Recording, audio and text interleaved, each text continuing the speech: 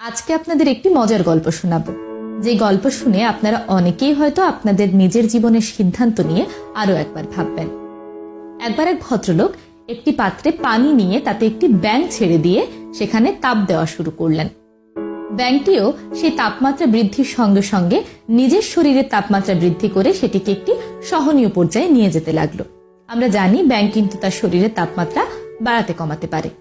ব্যাঙটি কিন্তু চাইলে তখন সেখান থেকে লাফ দিয়ে চলে যেতে পারত, সে কিন্তু তা করল না। তা না করে লোকটি যত তাপ বৃদ্ধি করতে থাকলো, ব্যাঙটিও তার শরীরের তাপমাত্রা বৃদ্ধি করে তার সঙ্গে সেটা অ্যাডজাস্ট করতে লাগলো। কিন্তু একটা সময় পর পানির তাপমাত্রা এতটাই বৃদ্ধি পেল যে ব্যাঙটি সেটি আর সহ্য করতে পারল না। তখন সে সিদ্ধান্ত নিল পাত্র থেকে লাফ দিয়ে সে বাইরে চলে যাবে। কিন্তু তখন সেটা শেয়ার করতে পারল না, কারণ তার শরীরের সমস্ত শক্তি ইতিমধ্যে শেষ হয়ে গিয়েছে। তাই সে চাইলেও সেখান থেকে লাফ দিয়ে বেরিয়ে যেতে পারল না। তাই একটা সময় পর ফুটন্ত গরম পানিতে ব্যাঙটির মৃত্যু হয়। আপনাদের যদি জিজ্ঞেস করা হয় ব্যাঙটির মৃত্যুর কারণ কি, বেশিরভাগ মানুষই বলবেন ফুটন্ত গরম পানির কারণেই ব্যাঙটির মৃত্যু হয়েছে। কিন্তু না, আসলে ব্যাঙটির মৃত্যু হয়েছে সঠিক সময়ে লাফ দেওয়ার সিদ্ধান্ত না নেয়। সে যদি প্রথমেই পাত্রটি থেকে লাফ দিত তাহলে কিন্তু সেভাবে মারা যেত না। ঠিক মানুষের জীবনেও এমন অনেক ঘটনা ঘটে। আমরা সঠিক সময়ে সঠিক সিদ্ধান্ত নিই না, যার কারণে অনেক সময় আমরা নানা ধরনের বিপদে পড়ি। আমাদের উচিত ক্ষমতা থাকতে, শক্তি থাকতে সঠিক সময়ে সঠিক সিদ্ধান্ত নেওয়া।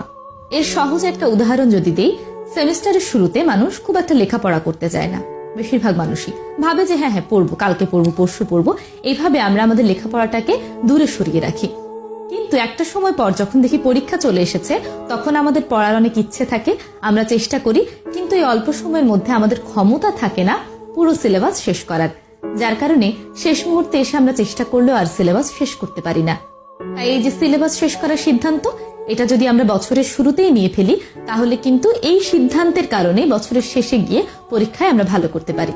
এমন নানা ধরনের উদাহরণ কিন্তু আমাদের জীবনে রয়েছে। আবেগের কারণেও আমরা অনেক সময় সঠিক সিদ্ধান্ত নিই না। পরবর্তীতে দেখা যায় সেই সিদ্ধান্ত না নেওয়ার কারণেই আমরা অনেক ধরনের বিপদে পড়ছি। তাই সময় থাকতে থাকতেই সঠিক সিদ্ধান্তটি নিতে হবে।